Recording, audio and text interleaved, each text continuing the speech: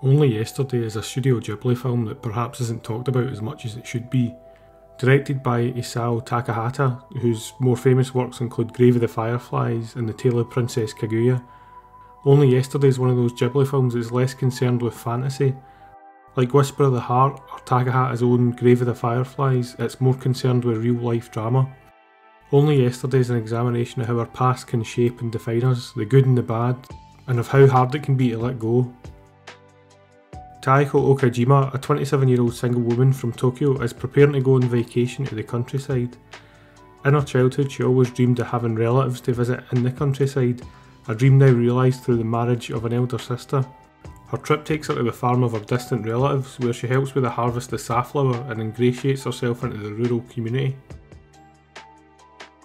The trip brings up old childhood memories, and the film moves between Taiko's childhood and the present, exploring themes of love, both young and adult, and the importance of remaining true to yourself in the face of societal and familial pressures.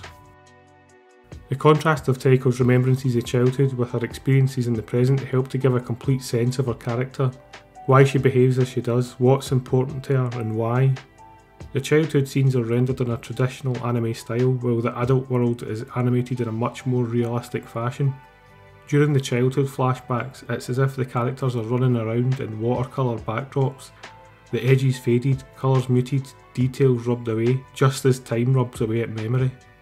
By contrast, the adult scenes are much more full in terms of background colour and detail, with particular attention paid to characters' facial movements and expressions. The understated juxtaposition between the more realistic animation of present-day Taiko's scenes with the more traditional anime style of her memories as a 10-year-old subtly gives each its own distinct feel and flavour, and it heightens the wistfulness and nostalgia of the memory sequences. This stylistic choice really marks the childhood scenes distinctly as memory, and gives us pause to consider why these specific memories and why remember them now.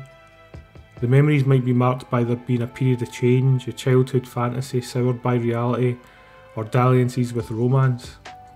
These childhood experiences thematically align with Taiko's adult present, allowing us intimate access to her patterns of thought, her motivations and her desires. We experience not only Taiko as she is now, but are given a complete sense of how she came to be. The memories give life and depth to Taiko's personality and imbue us with a sense of understanding and why she's struggling to live the life she wants. It's quite a simple story of love and work and dreams, and it's realised with beautiful depth and artistry. Maybe you'll think back to your own childhood, of old dreams and where you find yourself now. Maybe your childhood self will be pleased, or maybe you still have a long way to go.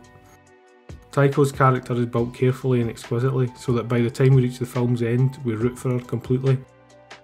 The ending always gets me. As melodramatic in Hollywood as it may seem, it is absolutely well earned.